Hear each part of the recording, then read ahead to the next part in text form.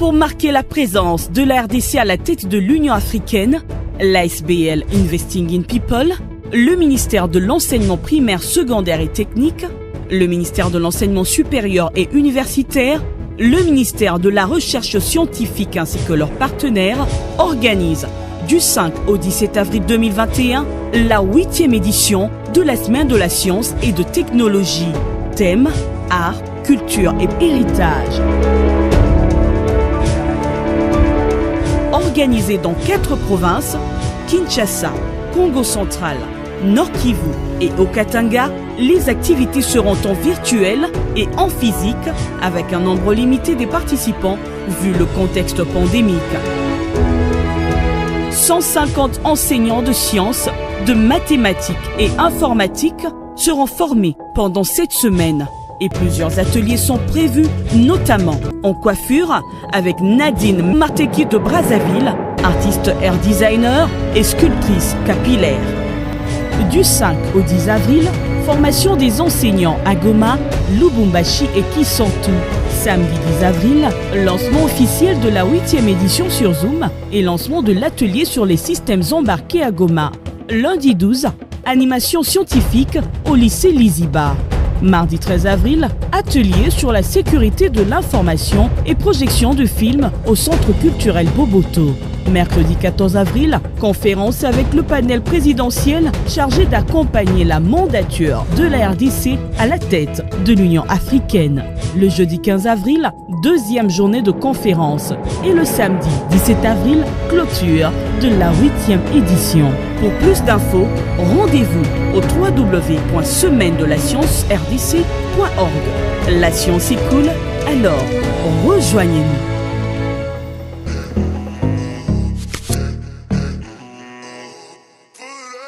Heureux de vous retrouver pour cette nouvelle série de conférences, de sessions dans le cadre de la 8e édition de la Semaine des sciences et des technologies. Vous le savez, une initiative qui existe maintenant depuis 7 ans. C'est une initiative prise par Investing in People qui est dirigée par Madame Raïssa Malou. Les objectifs étant évidemment l'apprentissage des sciences pour les jeunes, mais aussi doter, je dirais, les institutions publiques pour pouvoir leur donner les moyens de promouvoir cet apprentissage des sciences et puis surtout susciter des vocations, ce qui est un objectif dans un monde où les pays sont de plus en plus jugés à l'aune de leur capacité d'innovation, mais aussi par rapport à la culture scientifique qu'ils sont en mesure de développer. Aujourd'hui, une session très intéressante avec, dans une première partie, bien, nous allons nous intéresser à l'art capillaire. Ça ne s'invente pas. Il y a effectivement des personnes qui font du cheveu, des cheveux, un véritable art et nous allons aller à la rencontre d'une femme passionnée qui se définit d'ailleurs elle-même comme une architecte du cheveu, de l'art capillaire. Nous allons tout de suite faire connaissance avec elle. Il s'agit de Nadine Mateki.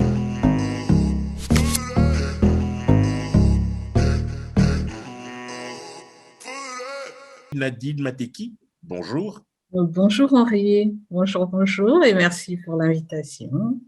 Ça fait très plaisir. C'est nous qui vous... Mais écoutez, tout le plaisir est pour nous. Alors évidemment, on est intrigués parce que les cheveux sont considérés comme, dans certaines civilisations, comme un symbole de beauté, mais aussi un symbole de puissance, pourquoi pas. Alors, en quelques mots, comment vous définissez en tant qu'architecte des cheveux ou architecte capillaire? En quoi cela consiste et surtout, quels sont, on va dire, les fondamentaux de cette profession que nous ne connaissons pas tous à l'heure actuelle? Racontez-nous. Donc, déjà, merci. Je suis ravie d'être là. En ce qui concerne le cheveu, c'est déjà une passion qui me vient depuis l'enfance. J'ai commencé à coiffer à l'âge de 8 ans. Ça m'a été transmis par ma grand-mère. Je la remercie jamais assez, en fait, parce que grâce à elle, j'ai pu, pousser les recherches, pousser mon savoir-faire. Et aujourd'hui, j'en ai fait un art à part entière. Et cet art-là, cet art que j'ai envie de partager à toutes les personnes qui veulent en apprendre un peu plus sur le cheveu. Et quand je parle d'architecture capillaire, c'est vraiment, ce sont des coiffes en fait que j'élabore en montant des grosses structures sur la tête. On peut avoir n'importe quel volume avec des éléments naturels ou des éléments qui sont préfabriqués. Je travaille aussi avec, comment dire, des matières premières aussi. Et, tout m'inspire, la nature, la vie de tous les jours, les histoires qu'on peut nous raconter, notre vie passée, nos histoires antécédentes, à l'époque où l'Afrique dominait dans tout le continent, où on avait des royaumes. Et moi, je m'inspire beaucoup de cette période-là, de cette époque où la femme a porté des parures sans se gêner de quoi que ce soit, ou porter un cheveu naturel, parce qu'aujourd'hui, beaucoup de choses ont changé. Les femmes portent beaucoup de faux cheveux, et le côté naturel n'existe plus trop. Donc, c'est un truc que je voudrais remettre au goût du jour et apprendre à la génération future qu'avec nos cheveux, on a la possibilité de faire énormément de choses. Alors, nous aurons un peu moins d'une heure pour parler cheveux. Nous allons d'ailleurs dans quelques instants découvrir ensemble cette vidéo. Alors, une toute dernière question. Est-ce qu'il y a un certain type de cheveux qui a votre préférence, ou est-ce que votre art, vous le déployez sur n'importe quel type de cheveux, les cheveux crépus, les cheveux lisses, voilà, il n'y a aucune préférence, ou est-ce qu'il y a des particularités? Pour moi, il n'y a aucune différence, étant donné qu'un cheveu reste un cheveu. Donc, j'ai la possibilité de pouvoir m'amuser avec un cheveu afro, un cheveu occidentaux, un cheveu asiatique. Pour moi, il n'y a aucune différence. La seule différence, c'est que nos cheveux afro à nous, il faut vraiment qu'on soit fiers de ce qu'on a, ce que le bon Dieu nous a donné. On a un cheveu qui est très malléable et qui défie la loi de la gravité quand on parle de mathématiques et tout ça, de sciences. C'est le seul cheveu qui défie les lois de la gravité. Et donc, on a la possibilité de faire énormément de choses. On aura à cœur d'établir. On établira tout à l'heure le lien entre cet art capillaire et la science. Alors, sans transition, eh bien, on va découvrir ensemble cette vidéo qui dure une petite demi-heure. Magnéto. Bonjour, je suis Nadine Mateki, j'habite Paris, dans le 18e, et je suis maquilleuse, coiffeuse d'artistes sur la France et le monde entier, et je suis créatrice capillaire, donc je suis hair designer.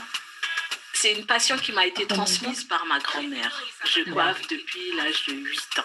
C'est le moyen qu'on avait de communiquer, elle et moi, parce qu'à l'époque, quand je suis repartie en Afrique, je ne parlais pas un mot de lari et elle ne parlait pas un mot de français. Donc c'est comme ça qu'on échangeait en fait. Elle m'apprenait le lari et moi je lui apprenais le français en se coiffant. À mon retour en France, j'ai commencé à coiffer mes copines, mes voisines. J'ai été habitée dans le 93 à Pierrefield. J'ai fait une rencontre qui a fait que j'en suis là où je suis aujourd'hui. J'ai coiffé une chanteuse à l'époque qui s'appelait Lady Sweetie, dancehall, elle faisait de la dancehall. Et donc elle avait un shooting, à l'époque je ne savais pas ce que c'était un shooting, elle m'a proposé d'aller avec elle sur le shooting. Et sur le shooting, j'ai rencontré une maquilleuse qui a vu mon travail et elle m'a dit « J'adore ce que tu fais ». Mais moi, je n'avais pas conscience en fait de ce que je faisais. Elle m'a dit « Mais tu es avant-gardiste, il faut absolument qu'on travaille ensemble ». Et voilà, c'est comme ça que ça s'est fait. Et depuis, j'ai continué à bosser, à créer, à voler de mes propres ailes. Et mon but, moi, plus tard, vraiment, c'est d'aller en Afrique, d'aller dénicher, parce qu'il y a des gens talentueux et qui n'ont pas cette possibilité-là de briller, d'avoir la lumière sur eux. Et l'idée, moi, ça serait vraiment d'aller en Afrique, d'aller transmettre mon savoir-faire, parce que moi, on me l'a donné. J'ai envie de le donner aussi, de donner ce qu'on m'a donné, quoi. Voilà, c'est ça le truc, en fait, connaître notre histoire. Tant qu'on connaît notre histoire, on est quelqu'un. Et c'est ça qui a fait que moi, repartir au pays, ça m'a juste bouleversée, ça m'a donné des ailes.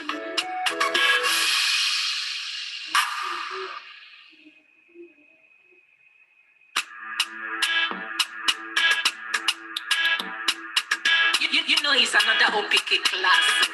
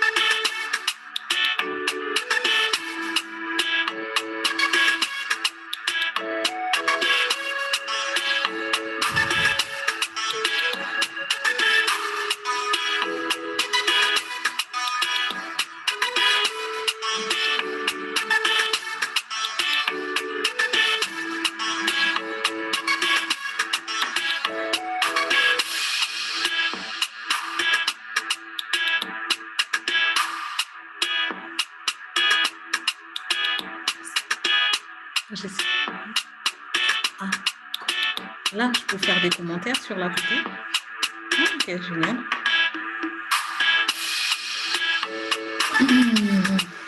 Voilà, sur cette vidéo, en fait, on voit la construction d'une coiffe que j'ai réalisée, juste pour montrer qu'on a la possibilité de faire énormément de choses avec nos cheveux afro. Là, on voit très bien que le modèle a des cheveux afro et j'ai rajouté, en fait, des cheveux qu'on trouve dans les boutiques, qui s'appellent, je ne sais pas si je dois citer la marque, mais ce sont des cheveux en synthétique que j'utilise pour pouvoir monter ma structure. Donc, comme vous pouvez le voir, là, c'est vraiment comme une construction. La maison, elle a besoin d'une fondation pour tenir. Et au niveau de la capillairement parlant, je fais aussi une fondation pour venir vraiment monter mes murs, mes structures sur la tête de mon modèle. Donc là, ce sont des sculptures que je prépare déjà à l'avance, quelques-unes, pour que je puisse venir les poser directement. Et les formes, c'est moi qui les détiens dans ma tête. J'imagine des choses et au fur et à mesure, je viens les construire sur la tête du mannequin. Il m'arrive parfois aussi de les dessiner. Je dessine aussi, parce que tout part d'un dessin, d'une imagination. Et après, je viens les monter sur la tête de mes modèles. Donc là, par exemple, dans ces structures-là, juste les ronds que vous voyez, dans les rangs que vous voyez, j'ai utilisé, en fait, à l'intérieur, ce sont des plantes que j'ai utilisées pour pouvoir avoir ce mouvement de rigidité et d'arrondi. Et après, je peux donner la forme que je veux. Donc, à l'intérieur, j'ai utilisé des plantes. D'accord. Est-ce que dans le cas d'espèce, ce type de coiffure n'est pas plus destiné à, je ne sais pas moi, des défilés d'appart? Pour certaines personnes, moi, j'ai des modèles parfois qui, quand je les coiffe, elles souhaitent avoir des coiffes assez présentes. Mais sinon, ces coiffes-là, je les fais souvent pour des défilés, pour des shows capillaires et pour des expositions aussi. Parce que j'expose aussi, j'ai des tableaux que je crée en faisant des structures comme ça, des sculptures. Et combien de temps peut-on porter ce type de modèle sur la tête? On peut la porter toute une journée parce que c'est hyper léger. C'est pas si lourd que ça parce que quand on voit en fait le volume et tout ça, on a l'impression que c'est très lourd. Mais c'est léger, c'est une coiffe qu'on peut porter toute une journée. Par exemple, quand je fais des shows coiffures, je fais venir mes modèles à 14 heures et elles défilent parfois à 19 heures. Donc, pendant tout ce temps, il faut qu'elles tiennent. Donc, et ça permet aussi d'avoir un maintien, un port de tête. Parce qu'on a tendance à s'affaisser comme ça, et avec des coiffes comme ça, ben, on retrouve toute cette dignité, toute cette royauté, le port de tête, de fierté, de tout ce qu'il faut. Et la technique du peigne dans les cheveux, on a tendance à le chercher après partout. Et ça prend combien de temps pour arriver à achever un modèle comme ça, à l'instar des mèches classiques, hein? Il se murmure qu'il faut entre 4 et 6 heures pour faire des nattes, mais pour ça prend combien de temps à peu près? C'est vrai que pour faire des nattes, il faut au moins parfois 8 heures même pour pouvoir faire des nattes sur toute la tête, et en plus, ça dépend de la longueur. Mais pour les coiffes que je fais, je le fais en 30-40 minutes. Ça ne prend pas plus d'1 heure, quoi. Oui, à peine. Parce que je vais hyper vite, parce que je sais déjà sur quoi je pars, et puis donc ça va assez vite. Et je prépare déjà mes structures bien avant. Parce que si je dois travailler les structures en même temps, si je dois faire les… On voit quand même que la dame a déjà des tresses sur la tête. Est-ce que vous ajoutez des extensions? Comment ça se passe concrètement? Là, sur les tresses sur la tête, en fait, ce sont juste avec ses cheveux naturels. Donc, quand je fais des structures comme ça, pour moi, il est préférable que je travaille avec des modèles qui ont des cheveux naturels afro. Parce qu'un cheveu défrisé, déjà, pour moi, c'est un cheveu qui est très sensibilisé, très fragile. Donc, ma politique à moi, c'est nos défrisages, hein, peu importe ce qu'on fait, pas de défrisage sur nos cheveux, parce que déjà, ça nous tue le cheveu, ça nous affaiblit le cheveu. Et pour pouvoir avoir une base solide, vaut mieux avoir un cheveu naturel, parce que le cheveu est costaud et on a la possibilité de pouvoir jongler, faire ce qu'on a à faire. D'accord. Mais avant chaque intervention, dans quel état vous souhaitez trouver le cheveu sur la tête de votre client ou de, je ne sais pas, de la personne qui recourt à vos services? Est-ce que les cheveux doivent être secs, mouillés, nettoyés, enfin… Le cheveu doit juste être propre, lavé la veille, et par la suite, moi, je fais ce que j'ai à faire. S'il faut mettre de l'hydratation, j'hydrate. Il faut nourrir le cheveu, je le fais. Mais à la base, il faut juste que mon modèle ait des cheveux bien propres et bien démêlés. Bien démêlés, parce que pour faire les nattes, de toute manière, toute coiffeuse le sait. Pour pouvoir faire des nattes comme ça, les nattes couchées, il faut que le cheveu soit bien démêlé. Sinon, on s'en mêle les doigts et puis ça fait mal au modèle et ce n'est pas du tout agréable. Là, on peut voir que mon modèle ne souffre pas. Donc, vraiment, pour moi, ça reste enfin. Après, je ne peux pas dire ce que le modèle ressent à ma place. Mais moi, je fais en sorte que mon modèle ne souffre pas, parce que moi-même, je suis très, très sensible du cheveu. Je n'aime pas qu'on me coiffe. Je me coiffe toute seule. Donc, j'aimerais avoir le résultat que j'ai. Enfin, ce que moi, le résultat que je veux avoir, je fais en sorte que mon modèle ne puisse pas souffrir, en fait. Faire de la coiffure, c'est pas une torture, en fait. C'est un moment de plaisir, c'est un moment où on redonne le sourire à la femme, elle se sent belle, et c'est ce qui compte vraiment le plus pour moi, et de montrer qu'on a la possibilité vraiment de jongler avec nos cheveux afro, et qu'on se réapproprie nos cheveux aussi. Et c'est ça, c'est le message que je fais passer, en gros. D'accord. On est quand même bien d'accord que ce modèle-ci n'est pas vraiment destiné à être porté tout le temps. Donc, c'est vraiment pour une expo. Non. Ça, c'est pour une expo. Et maintenant, voilà. Exact. Maintenant, pour un usage quotidien, sur la durée, j'imagine que les modèles ne vont pas jusqu'à cette hauteur-là. Donc, il y a quand même des contraintes. Ça peut arriver. Non, ça peut arriver. Hein. Ça peut arriver qu'une personne puisse avoir un modèle avec du volume et tout ça. Hein, ça peut arriver. Hein. Mais sinon, en général, c'est vrai que les coiffes, par exemple, la natte que j'ai faite là, Suki Amaboko, qu'on appelle ça chez nous, ce sont des coiffes traditionnelles. Et il y en a, quand elles les font, elles rajoutent des extensions à l'intérieur pour avoir assez de volume quand on a le cheveu fin. Donc, c'est vrai qu'il y a des coiffes qui prennent un plus de volume et il y en a d'autres où c'est vraiment très simplé. Et puis, ça dépend de la cliente que vous avez et tout ça, quoi. Donc là, moi, par exemple, j'ai travaillé différents styles de nattes. Là, on a la natte classique que tout le monde connaît. Et là, la grosse natte Tsukiyama Boko. Et juste au-dessus, c'est les espèces de cercles. En fait, c'est la technique du loxage. Je ne sais pas si ça se dit. Mais c'est la technique de torsader, en fait, de tourner le cheveu autour d'un cheveu pour former la loxe. D'accord. Voilà. Donc, comme il y a différents types de tressage, et donc, voilà, il y a pas mal de techniques comme ça. Et là, je fais de la couture. Oui, je vois ça. Mais vous disiez en introduction que vous n'avez pas de préférence par rapport au type de cheveux, mais tout de même, ce type de modèle, est-ce qu'il est adapté pour des cheveux lisses type occidental? Bien sûr. Il est adapté. Cette coiffe-là, je peux la faire sur un type de cheveux occidental aussi. Moi, ça ne me pose pas de problème parce qu'il faut juste en fait avoir les techniques. Il faut avoir faut savoir, comme je disais, il faut savoir manier le cheveu occidentaux. Et le cheveu occidentaux, pour pouvoir avoir un résultat assez rigide, parce que c'est un cheveu hyper lisse et tombant et raide, il suffit juste de crêper le cheveu.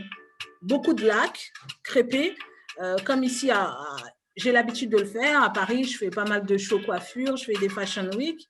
Et en général, quand on se retrouve sur les Fashion Week, on peut, sur 32 modèles, on peut compter 2 modèles noirs et le reste, c'est que des femmes occidentales. Donc, du coup… Alors, Nadine, il y a 2 questions pour vous, Nadine. La première, c'est pourquoi les formes rondes? Pourquoi spécialement rondes? Et l'autre question est, est-ce que vous prévoyez à l'avance le modèle des cheveux? Pourquoi les formes rondes? Pour cette coiffure-là, j'ai utilisé les formes rondes parce que je me suis inspirée des signes qu'on trouve chez les Akans au Nigeria. Les reines du Nigeria, en fait, le rond est un signe de fertilité, le signe de la femme, le signe de la renaissance, en fait, le signe de la prospérité, et d'où le rond. Et il y a beaucoup d'autres signes encore, il y a beaucoup d'autres motifs encore qu'on peut utiliser. Mais moi, cette fois-ci, je suis partie sur le rond parce que j'avais envie de rendre hommage. En fait, toutes les coiffures que je fais vont prendre une partie de chaque pays d'Afrique. Je n'ai pas un pays qui est attribué à chaque coiffe, mais c'est vraiment un mélange de tous les symboles de nos pays respectifs, de tout le continent africain, en fait. C'est un condensé de tout.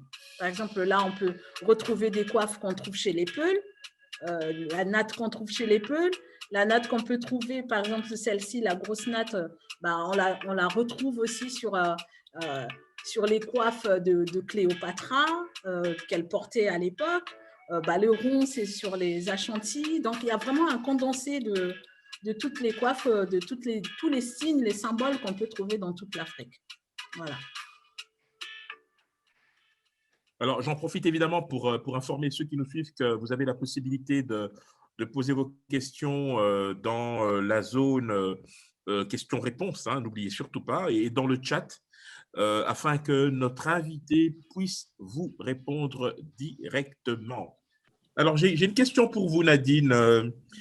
Quelles astuces vous pouvez donner à une personne qui a des cheveux naturels et crépus en reconstitution après défrisage?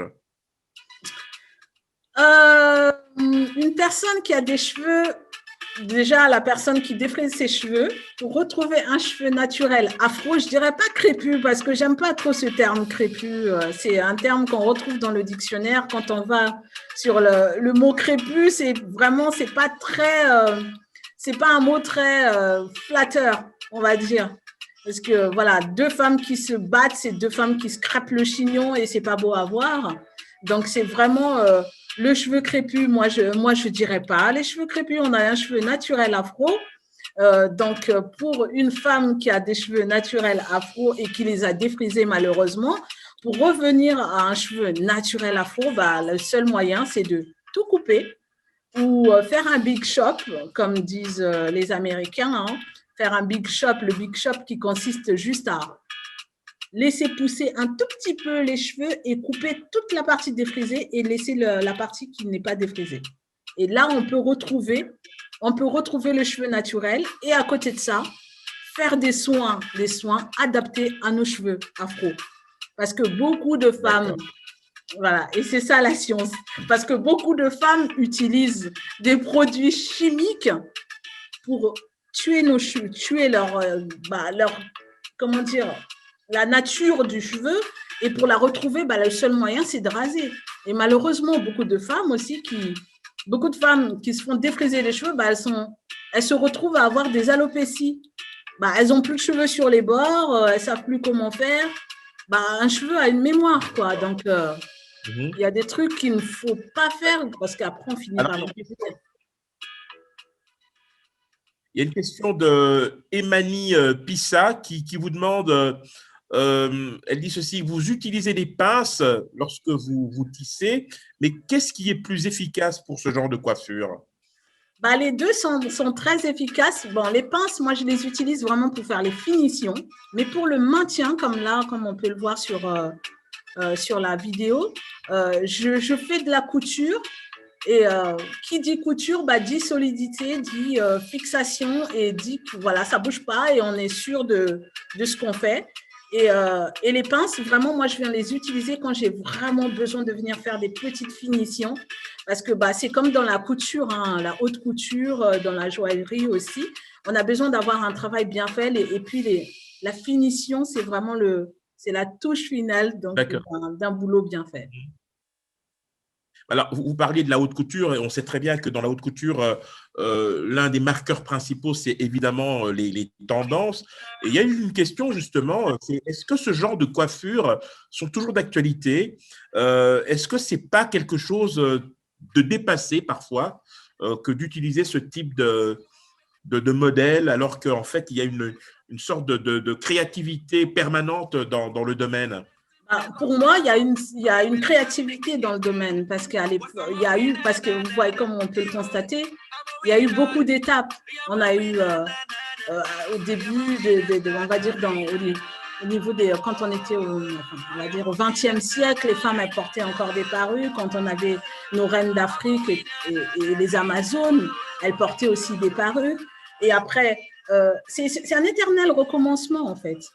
Parce qu'après, on est arrivé au 19e siècle, bah, on a commencé 21e siècle aussi, on a commencé à avoir des femmes avec des tissages parce qu'on a l'image de la femme blanche. On croit que la femme blanche est beaucoup plus belle, enfin, avec des cheveux lisses. Donc, nous, la femme noire, on veut calquer aussi, on veut avoir la même image, alors qu'on est très belle comme on est, peau ébène, cheveux afro. Donc, on doit juste accepter tel qu'on est. Et la mode est un éternel recommencement. Donc, par exemple, cette coiffe-là, pour moi, elle est indémodable.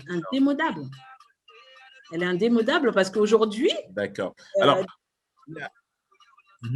Aujourd'hui, on les retrouve un peu partout. Quand vous regardez les clips d'aujourd'hui, les gens se réapproprient leur identité et c'est ça qui est beau. Les gens vraiment se réapproprient leur identité et moi, je suis je dis oui pour la réappropriation d'identité culturelle. Alors, j'ai 4 questions en une en fait parce que apparemment… vous avez suscité l'intérêt de pas mal de nos internautes. Comment on fait pour vous contacter d'abord, ça c'est la première chose, mais ça j'imagine que vous aurez le temps d'y répondre. Est-ce que vous prévoyez de faire un défilé de mode prochainement? Ça c'est votre actualité. Et puis, est-ce que vous avez archivé vos créations? Comment peut-on y accéder pour s'en inspirer? Et enfin, ça revient au même à peu près, c'est comment peut-on voir vos créations passées en fait? Vous pouvez trouver mon travail, mes archives sur mes réseaux sociaux. J'ai un compte Instagram, Nadine Mateki officiel. Nadine, ça s'écrit Nadeen. Mateki, Mateki, officiel, sur Instagram. Sinon, je suis aussi sur Facebook. Il y a pas mal de photos que je publie, pas plus tard qu'hier, j'en ai publié aussi.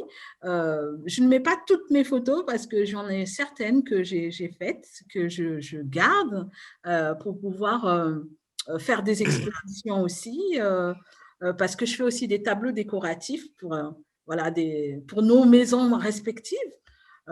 Quand on est chez soi, on a envie d'avoir un très beau tableau d'une belle femme africaine, coiffée avec nos coiffures d'antan, comme les coiffes Mongbetu qu'on connaît. Hein, et ça, tout ça, on peut les retrouver sur mon compte Instagram et tout ça. Et sinon, moi, je ne sais pas si je peux commencer quand on me demande les archives et tout ça, il y a un livre qui va être mis en place. Je suis en train de travailler dessus, où je vais pouvoir présenter toutes mes créations dans ce bouquin que je voudrais présenter au musée et qui va être un bouquin d'archives. Voilà, pour notre future génération et la génération d'aujourd'hui aussi. Hein. Donc, qu'on va retrouver dans tous les foyers. D'accord. Et s'agissant de votre actualité, est-ce que vous envisagez dans les prochaines semaines, dans les prochains mois, un défilé, un spectacle? Chose qui aurait dû se faire depuis, mais étant donné qu'on est dans une période assez difficile de Covid et confinement et tout le reste, donc on se prépare pour les prochaines, on va dire, pour la prochaine liberté qu'on aura de pouvoir repartir dans nos activités respectives, faire des défilés, faire des présentations et ces choses qui manquent énormément. Parce que tout a été annulé, comme là j'aurais aimé, mais vous ne savez même pas comment j'aurais aimé être à Kinshasa en ce moment. Mais malheureusement, ça, c'est pas fait et ce n'est que chose, comment dire, les choses vont se faire. Hein. Partie remise, voilà, c'est le mot que je cherchais. Ce n'est que partie remise. J'ai hâte, mais j'aimerais vraiment, vraiment mon prochain défilé le faire à Kinshasa. Est-ce que j'ai eu la possibilité d'aller en Côte d'Ivoire? J'ai fait un défilé au Maroc aussi. J'ai fait et je n'ai jamais fait de défilé au Congo. Donc, comment ça, moi, congolaise? Et je ne fais même pas un défilé chez moi, ce n'est pas possible. Donc, voilà, le prochain deal, ça serait d'aller faire un show, mais comme jamais on aura vu sur un autre continent, dans mon pays et faire la fierté de tout le peuple et des deux Congos. Voilà, ce Congos. Alors, vous devez savoir que la semaine de la science et des technologies, évidemment, on serait ravis de vous accueillir lors de la prochaine édition pour un défilé, pourquoi pas. Alors, ça tombe bien, on parle science. C'est ici le lieu avec vous, chère Nadine, de parler du lien finalement entre l'art capillaire et la science. Qu'est-ce que vous pouvez nous dire à ce propos? Qu'est-ce que je peux dire à ce propos? Pour moi, la coiffure et la science, il n'y a pas, comment dire, il n'y a pas une grande différence dans le sens où quand je parle coiffure, je parle de science aussi parce que dans la coiffure, ce sont souvent comment dire, des structures qui sont, comment dire, des structures qui sont invariantes, comme des fractales en fait. Les fractales, ce sont des mêmes motifs qui se répètent à l'infini. Après, ça peut aller du plus petit au plus grand. Quand on regarde la natte, une natte comme celle que j'ai, ça a vraiment des formes de fractales puisque les mêmes symboles se reproduisent en même temps. Et pour moi, donc, la coiffure a vraiment un lien avec la science parce que quand on parle de science, on parle de fractales, on parle de mathématiques et ça en fait partie. Et j'ai besoin aussi de faire des calculs aussi dans tout ça, parce que quand je pose une coiffe, j'ai besoin de savoir dans quel sens ça va aller, les structures, comment ça va être positionné pour que je puisse venir donner un mouvement qui puisse aller soit sur la gauche, soit sur la droite. Il y a aussi une question de mathématiques, et les mathématiques font partie de la science aussi. Et on a besoin de tout ça pour pouvoir trouver des formules. Il y a un intérêt manifeste, surtout par rapport aux formes que vous utilisez pour vos différentes créations. Il y a des personnes qui souhaitent en fait vous joindre directement pour pouvoir vous proposer des collaborations. Alors, il se peut que ce soit des personnes qui sont dans la mode ou dans un tout autre domaine, mais qui souhaiteraient vraiment avec vous, examiner les modalités éventuelles d'une collaboration. Comment ces personnes peuvent vous joindre? Ils peuvent me joindre par mail. Donc, c'est nadinemateki@gmail.com. Nadine Mateki en un mot, en un seul mot? En un mot, il n'y a pas de point. C'est nadinemateki@gmail.com. Donc, on peut m'envoyer un mail. Il n'y a pas de souci. Je répondrai à toutes les propositions et même aux messages gentils aussi. Je suis preneuse. D'accord.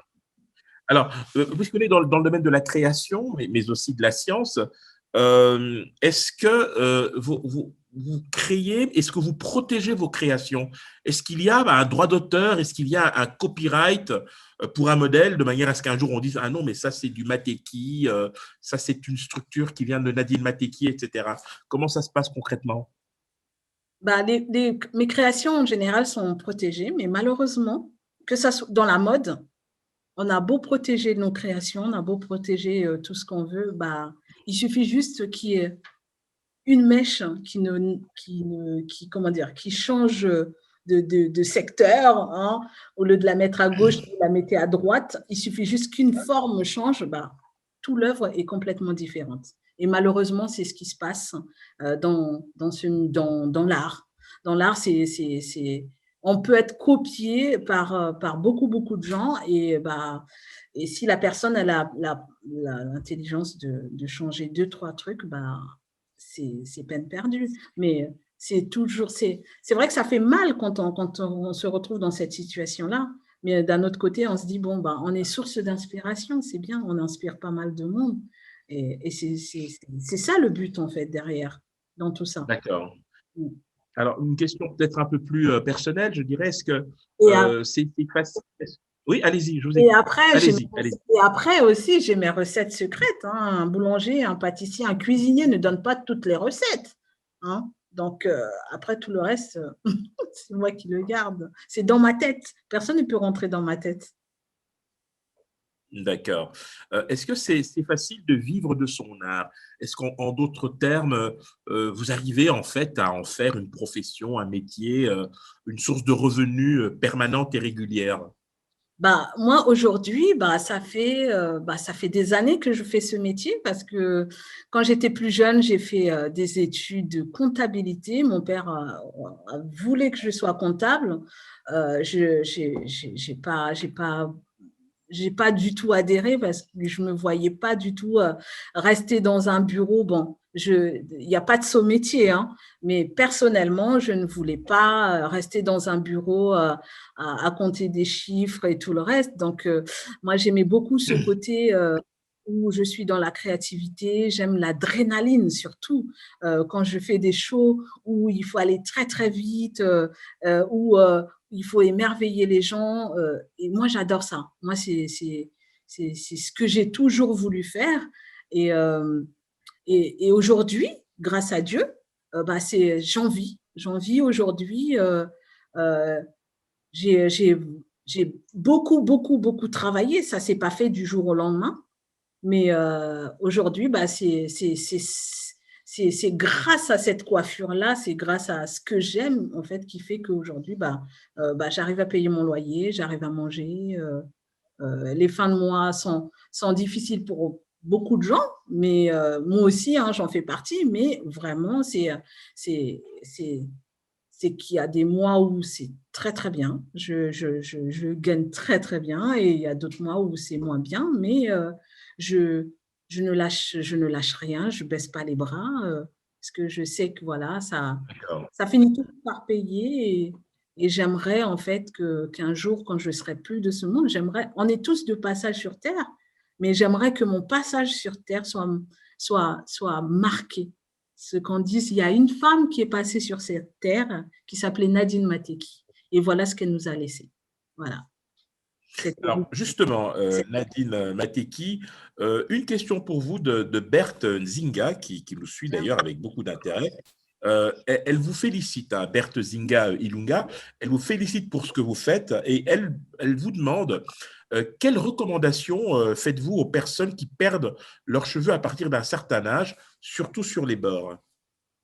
Surtout sur les bords, bah ça c'est souvent lié à l'attraction, à la contraction du cheveu. C'est souvent des femmes qui ont eu des tressages juste après un défrisage, bah, automatiquement le cheveu il tombe.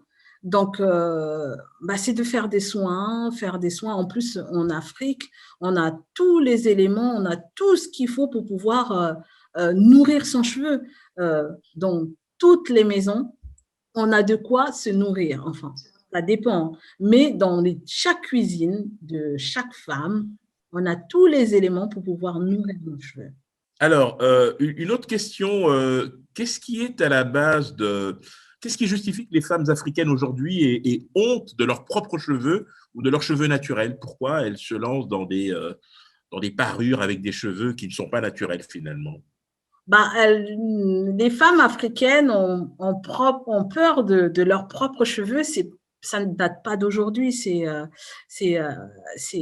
une histoire qui date de très longtemps. D'ailleurs, quand on regarde l'histoire de la traite négrière, à l'époque où on nous calait dans des bateaux pour nous ramener de l'autre côté de l'Atlantique de l'Europe. Avant ça, bah, on nous rasait les cheveux pour nous enlever l'identité, tout ce qu'on avait, nos signes comment dire, bon, on nous enlevait notre identité, donc on ne pouvait plus savoir de quelle tribu appartenait l'autre qui était en face de toi. Et après ça, il y a eu l'histoire de pouvoir de cacher. Une fois qu'on nous a rasé le cheveu, la femme noire a commencé à avoir le cheveu qui poussait naturellement. Il a commencé à avoir la jalousie en disant, bon, les cheveux, c'était trop attirant, donc il fallait que les femmes puissent cacher leurs cheveux avec des foulards. Après, il y a eu les foulards. Elles ont trouvé le moyen de pouvoir commencer à faire des foulards qui étaient assez imposants et très jolis. Et après, il y a eu l'époque du défrisage, parce que l'image qu'on nous projetait, c'était l'image de la femme occidentale avec les cheveux lisses, et que c'était mieux que le cheveu afro. Mais en fait, c'est un travail qui a été tellement, comment dire, on nous a tellement mis ça dans la tête, qu'aujourd'hui, beaucoup de femmes ont du mal à s'accepter telles qu'elles sont avec leurs cheveux afro, parce qu'on a toujours été dénigrés en disant que voilà, la peau noire, c'est pas beau, les cheveux afro, c'est pas beau. Donc, pour être beau, il faut être soit très clair de peau, soit avoir les cheveux lisses. Mais on est tel qu'on est, en fait. Donc, on ne peut pas se dénigrer parce qu'une personne ou des personnes ont dit que le noir n'était pas beau et que forcément, on doit suivre ces discours-là qui ne sont pas du tout appropriés, parce qu'un être humain reste un être humain. Et donc, comme l'histoire a été écrite par les vainqueurs, forcément, les gens s'identifient à ces gens-là. Mais c'est pour ça qu'on D'accord. devrait, nous, réécrire notre histoire, la réécrire, nous réapproprier nos histoires, nous raconter la vraie histoire qui a été racontée. Parce qu'on n'est pas, enfin, je vais rentrer dans des détails peut-être qui n'ont rien à voir avec ce qu'on est en train de se dire, mais ils ne sont pas venus en Afrique, on les a tendu la main et puis on dit bah, battez-nous, tuez-nous comme vous voulez. On s'est battu aussi, il y a eu. Donc vraiment, il faut qu'on réécrive notre histoire et qu'on réécrive notre science aussi, parce que tout vient aussi d'Afrique. Et tout est falsifié et c'est ça qu'on ne nous apprend pas aussi dans les écoles. Donc, moi, je suis pour qu'on puisse remettre les choses dans l'ordre. Les barres sur les T, les points sur les I. Voilà. D'accord. Alors, j'ai une toute dernière question pour vous, Nadine Mateki. C'est une question qui vous est posée par France Lourouma. Beaucoup de femmes utilisent des produits non adaptés car ceux-ci sont ceux qui se retrouvent plus facilement sur le marché. Les produits naturels adaptés aux cheveux naturels ne se trouvent pas aussi facilement et coûtent souvent assez cher. Quelles seraient les pistes de solutions pour encourager malgré tout les femmes à aimer leurs magnifiques cheveux? Comme je disais… Naturels. Naturels. Cheveux naturels. Cheveux naturels. Comme je disais, on n'a pas besoin de grand-chose pour pouvoir avoir un cheveu sain et naturel. Déjà, l'hydratation du cheveu. Le cheveu, il faut le nourrir. C'est comme une plante. Quand vous avez une plante, pour qu'elle pousse, on l'arrose. Donc, le cheveu, c'est pareil. Faut l'hydrater et on a tout ce qu'il faut en Afrique. On a des produits frais, on a de la mangue, on a des avocats, on a plein de produits qu'on peut utiliser qui sont assez naturels pour pouvoir pour pouvoir retrouver son cheveu naturel. On a des huiles, on a des huiles de coco, on a l'huile de palme, même cette huile qui a été bannie, qu'on dit que ça donne le cancer. L'huile de palme est une très, très bonne huile pour notre peau et pour nos cheveux. On peut faire des masques. On a tout ce qu'il faut en Afrique pour pouvoir avoir une très belle peau, avoir des beaux cheveux. Et c'est juste que, déjà en plus, tous ces produits-là, quand on vend sur le marché, qu'on trouve dans les centres commerciaux, la base de ces produits-là, ce sont des produits qu'on retrouve en plus en Afrique. Aujourd'hui, on retrouve dans tous les centres commerciaux des produits à base de beurre de karité. Mais le beurre de karité, il ne vient pas d'Europe, hein, il vient d'Afrique, quoi. Donc, il faut vraiment que nous-mêmes, nous, Africains, qu'on puisse se réapproprier notre identité, comme je disais, nos produits. Il faut une science naturelle pour tous nos cheveux. Voilà, on a juste tous les produits qu'il faut et à nous de les mettre en place, de trouver des scientifiques, comment ceux qui font des produits là des biologistes, il y en a plein en Afrique, des biologistes. Comme je disais, il y a des pépites en Afrique. C'est juste que voilà, c'est vrai qu'on n'a pas beaucoup de possibilités de pouvoir avoir les éléments, le matériel possible pour pouvoir transformer tout ça, mais on a la possibilité de le faire. On a la possibilité de le faire et tous ces produits-là, on les a en Afrique. Donc, il faut trouver des biologistes qui vont nous faire des mélanges et même parfois, on a juste besoin… Pour un soin du cheveu, on a juste besoin de 3 huiles. Vous avez de l'huile de coco, l'huile d'olive, l'huile de mangue ou l'huile d'avocat. Vous mélangez les 3 huiles, vous pouvez vous laver les cheveux avec des huiles. On dit que l'huile, c'est pas savonneux. On n'a pas besoin d'aller mettre des gros shampoings qui ne sont pas adaptés à nos cheveux. Les shampoings qu'on trouve sur le marché ne sont pas du tout adaptés à nos cheveux parce que nous, on a un cheveu sec. Et on va mettre des produits qui assèchent encore nos cheveux. Donc, on retrouve des cheveux cassants, on a des cheveux rêches. Et après, on dit « Ah, mais tes cheveux là sont durs, on ne peut pas les coiffer. » Non, c'est parce qu'on n'a pas les produits, on n'utilise pas les bons produits. Utilisons les produits qui sont adaptés à nos cheveux. Voilà. Et les produits, nous les avons. On n'a pas besoin… D'accord. Alors… Nadine Mateki, merci infiniment pour ce moment extrêmement instructif. Nous arrivons quasiment au terme de notre session. Je voudrais vous laisser le mot de la fin. Si vous aviez un message, un tout dernier message à adresser à celles et ceux qui nous suivent, que leur diriez-vous? Qui nous écoutent, d'accord. Bah, mon dernier message, c'est que, mesdames, messieurs, prenez soin de vous parce que personne ne le fera à votre place. Prenez soin de vous. Nos cheveux sont magnifiques. La science, elle est là, elle le prouve. La vie nous le prouve. Nous sommes magnifiques. Arrêtons de croire qu'on est là juste pour… Dieu, il ne nous a pas créés pour rien. Parce que tout ce qui se passe est autour de l'Afrique. Nous, Africains, nous sommes des rois et des reines. Et ce que je voudrais par la suite, s'il y a des gens qui m'entendent, parce que moi, j'ai plein de projets. Et ce que je voudrais aussi, c'est ouvrir une école en Afrique, surtout au Congo.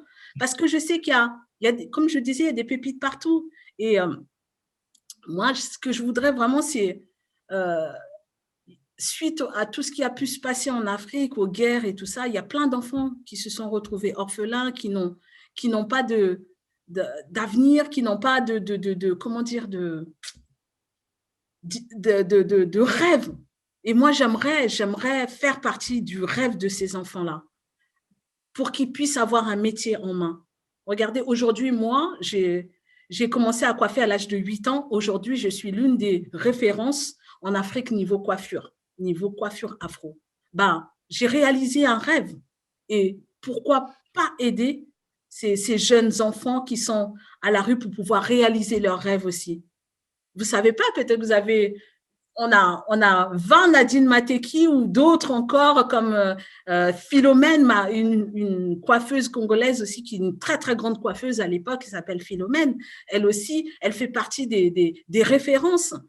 Et ouvrir une école, pour moi, ça serait l'idéal de vraiment de recruter toutes ces petites filles, tous ces petits enfants qui sont à la rue ou pour pouvoir leur donner cette chance-là de pouvoir avancer et qu'ils aient un métier en main. Parce que quand on sait faire quelque chose de ses mains, on ne meurt pas de faim. Voilà. C'était le mot de la fin. Merci pour ce message plein d'espoir. Adressé à toutes celles et ceux qui nous ont regardés, qui nous écoutent en ce moment. Merci à Nadine Mateki d'avoir participé à cette session organisée dans le cadre de la 8e édition de la semaine de la science et des technologies. Merci infiniment pour toutes ces informations. Nous savons désormais comment entretenir nos cheveux et nous tâcherons d'y prendre grand soin. Pour ceux qui viennent de nous rejoindre, Nadine Mateki, merci infiniment. Merci. À très bientôt. Merci, à très bientôt. Au revoir.